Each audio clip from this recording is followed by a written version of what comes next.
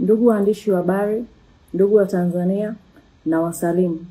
Leo Chama cha Demokrasia na Maendeleo kina ujumbe mahususi wa kutaka kuzungumza na nyinyi. Chama cha Demokrasia na Maendeleo kimeona taarifa ya serikali ya CCM kupitia idara ya uhamiaji inayosambaa kwenye mitandao ya kijamii inayosema kuwa makamu mwenyekiti wa chama Mheshimiwa John Wegesa Heche amevunja sheria ya uhamiaji ya sura ya 54 kwa kuingia nchini Kenya bila kufuata taratibu na kanuni za uhamiaji. Chama kimechukua taarifa hiyo kwa uzito mkubwa, ambayo tunasikitika kuwa Mheshimiwa Heche bado yuko nchini.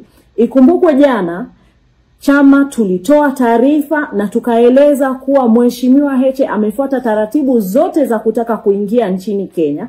Ameenda boda mpaka wa Sirali, one stop border, na kufuata taratibu za kutaka kuingia nchini Kenya, lakini pasipoti yake ikachukuliwa na akawekwa kizuizini bila kuelezwa sababu yoyote ile. Badala ya kueleza umma sababu ya kumzuia makamu mwenyekiti asiende nchini Kenya kukiwakilisha chama kwenye mazishi ya aliyekuwa waziri mkuu wa taifa hilo Raila Amolo Odinga, idara ya uhamiaji inatoa taarifa ya upotoshaji kwa umma kuwa makamu mwenyekiti amekwenda Kenya bila kufuata utaratibu.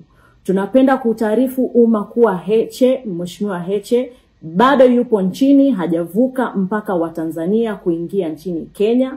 Baada ya kuzuiwa na maofisa wa uhamiaji pale one stop border Sirali mkoani Mara, taarifa hiyo ya uhamiaji haijatolewa kwa bahati mbaya, wakiwa na lengo. Tunaitaka serikali iache mara moja mpango huo, lakini kwa masikitiko makubwa tunapenda kuitaarifu serikali ya Kenya, chama cha Orange Democratic Movement ODM kilichokuwa kinaongozwa na marehemu Raila Amolo Odinga na wananchi wa Kenya kwa ujumla, kuwa chama chetu hakitaweza kuhudhuria mazishi ya Mheshimiwa Raila Odinga kwa sababu serikali ya CCM imetuzuia kuvuka mpaka wa Tanzania na Kenya. Ikumbukwe Mei 13, 2025 kwenye uwanja wa ndege wa kimataifa JK Nyerere jijini Dar es Salaam, idara ya uhamiaji ilimkamata naibu katibu mkuu bara Mheshimiwa Amani Sam Golugwa na kuchukua pasipoti yake alipokuwa anataka kupanda ndege kuelekea nchini Ujerumani kwenda kuhudhuria mkutano wa vyama vya kidemokrasia. Mpaka leo hii hawajamrejeshea hati yake ya kusafiria.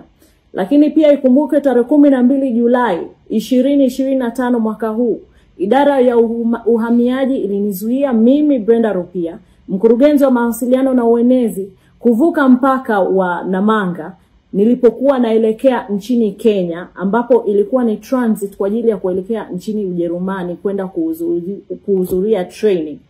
Mpaka leo walichukua pasipoti yangu na mpaka leo hawajanirudishia pasipoti yangu.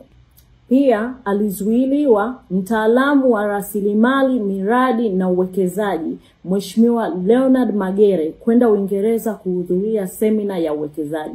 Mpaka leo uhamiaji bado wanashikilia pasipoti yake na mpaka leo hajarudishiwa. Tunataka uhamiaji kupitia serikali yake ya CCM iturejeshe pasipoti zetu mara moja, kwa kuwa ni haki yetu ya kikatiba kupitia ibara ya 17(1) kwamba mwananchi yoyote ana haki ya kutoka na kuingia nchini, ni ruhusa kwa mujibu wa katiba yetu wa chama.